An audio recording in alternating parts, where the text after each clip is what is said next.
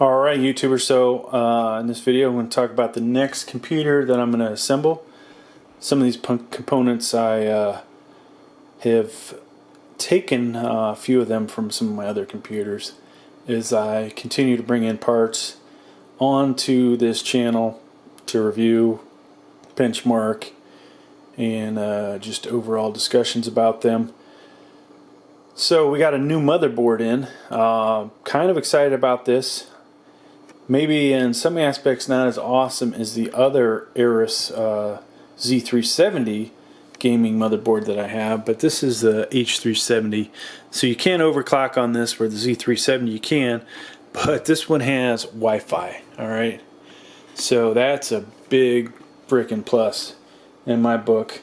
Especially, you know, I honestly at times get tired of my Ethernet connectors running around the place, but this computer will be definitely taking use of the Wi-Fi capability built into this. And though I've reviewed some Wi-Fi cards, personally I just wanted one of these higher end motherboards that has the Wi-Fi in it. So we've got a lot of great things about this, and including the should be dual M.2s. They're stacked in here, and I believe this is actually where the Wi-Fi goes over here.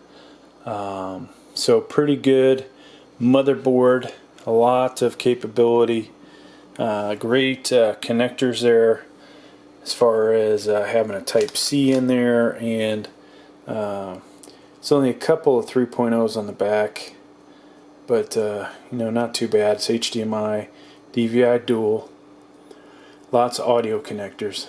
So from there, we're going to put that in. I actually bought two of these. I'm using one right now, but the Raid Max V5 Vortex, decent case, could be better.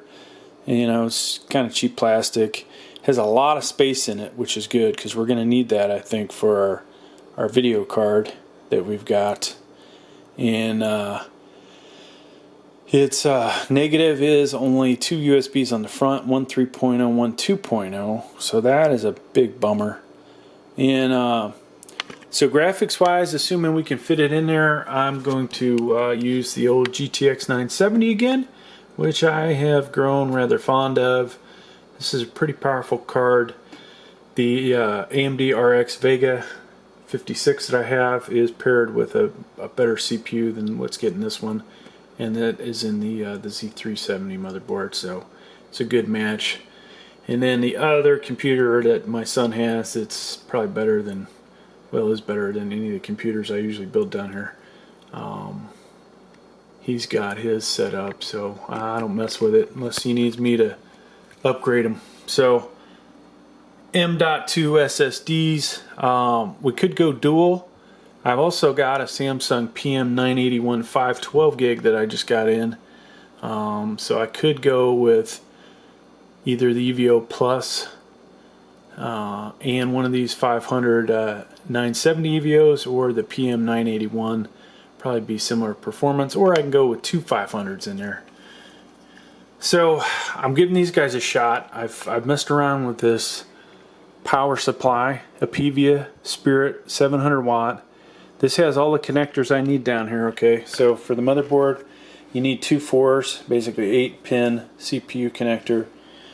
The other big thing about it is going to be for the GPU. This has, I believe it's a 6 and 8-pin connector on there, so we need that on the power supply.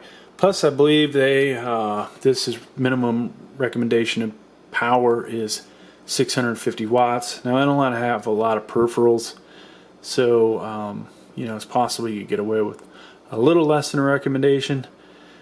But then when you start tacking on extra drives and RAM and all that, and then next thing you know, you can be greater than what they're saying. So we will go with slightly more than the recommendation, and you know, knock on wood that this power supply will not fail us. Alright, processor wise, we're gonna use the i5 9400F. And this will be also a good test in case you have this motherboard. I'll be able to tell you if you need to update the BIOS with this before you put that in. So we will we'll go right through it. I'm gonna set this up, and we'll have an i5 8400 standing by, or the G49 Celeron, in case we get a black screen. I have a checklist out there in case you were curious, and you know, going from 8th to 9th gen, all the things that you need to check. There's a lot of good information in there, and I actually have to use it at times because you know, sometimes you might forget to put the RAM in, or if you're using a 9th gen processor that ends in an F, you might forget your graphics card, or you might forget to connect the GPU connectors on it. Lots of things you can forget, so it's always good to have a checklist. So that's the CPU we're going to use, pretty decent CPU. And then, not the best CPU cooler in the world, but considering we're not overclocking, this up here CPU cooler, which I don't even know if this has the part number on it. There it is. I've used these before. It looks like it's upside down, made in China. Worked pretty good, pretty quiet. So that is the main thing there, folks. So that's the next computer we're going to build, and I will put a link down below once I start building, so you can see the finished product. Thanks for checking out the video. Please like, please subscribe, please watch more of my videos. Thank you.